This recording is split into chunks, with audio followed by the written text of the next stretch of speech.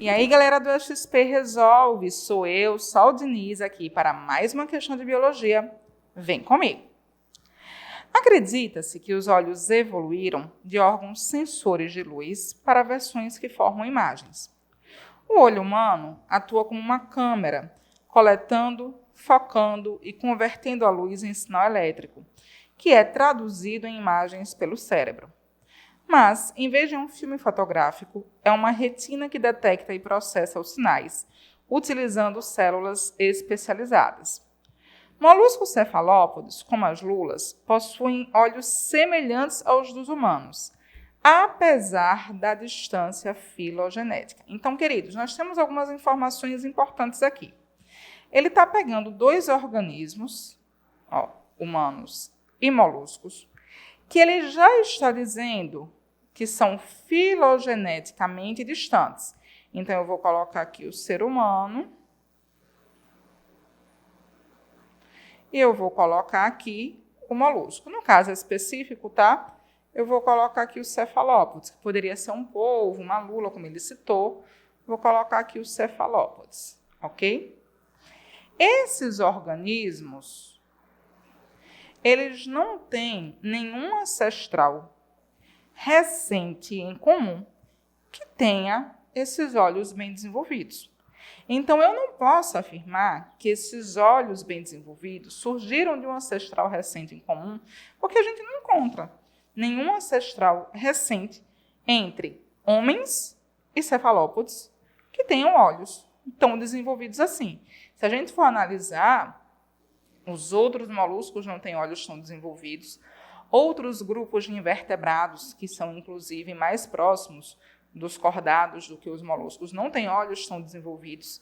Dentro do próprio grupo dos cordados, boa parte dos animais não tem olhos tão desenvolvidos como os homens e como os moluscos. Então, qual é a minha certeza aqui? Essa característica, que é o olho bem desenvolvido, não veio de um ancestral comum recente, tá? O que é que isso nos leva a crer, gente? Isso nos leva a crer que o que aconteceu aqui foi que nós tivemos pressões seletivas diferentes que levaram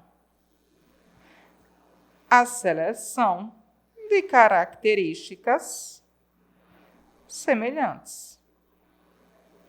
Então, eu tive pressões seletivas em ambientes diferentes, mas provavelmente pressões seletivas semelhantes, tá?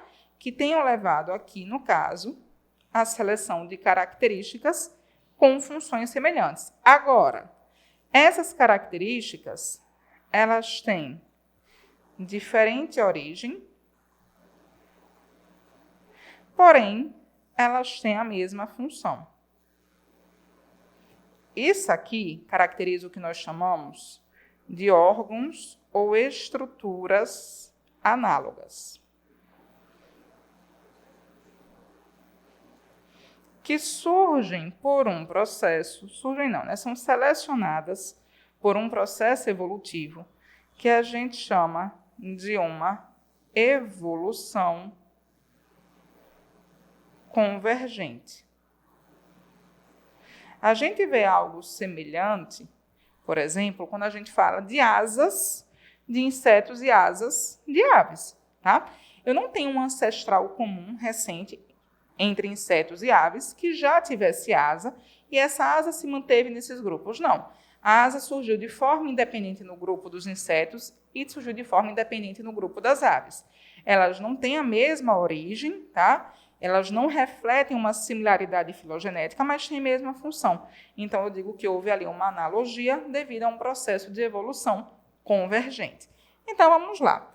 A comparação dos olhos mencionada representa que tipo de evolução? Em outras palavras, a comparação de estruturas análogas representa que tipo de evolução? Aleatória? Não é o caso, gente.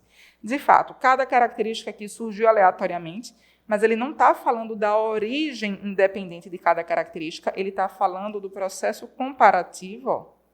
Tá? Homóloga, não. O que são órgãos homólogos? Órgãos homólogos são órgãos que têm a mesma origem embrionária, que refletem uma ancestralidade comum recente e que podem ou não ter a mesma função. Aqui são órgãos que não têm a mesma origem e que não refletem ancestralidade comum recente, tá? Uma evolução divergente, não, uma evolução divergente é o oposto do que a gente está vendo aqui.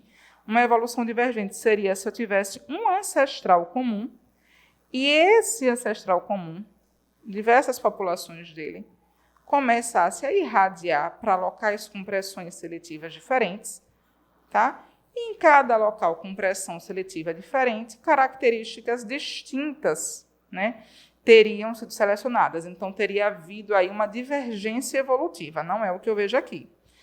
Uma evolução progressiva, quando a gente fala geralmente de uma evolução progressiva, é uma ideia muito comum que se tem de que o processo evolutivo ele sempre vai ser um processo em que progressivamente aumentará a complexidade dos seres vivos. Isso não é verdade.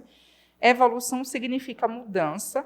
Essa mudança pode sim levar ao surgimento de estruturas mais complexas ou não, tá? Não existe essa obrigatoriedade.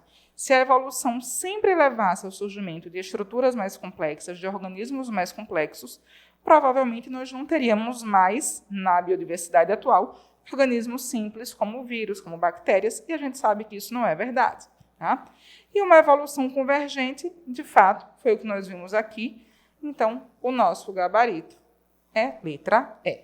A gente finaliza aqui mais um XP Resolve. Aguardo vocês na próxima. Bye, bye.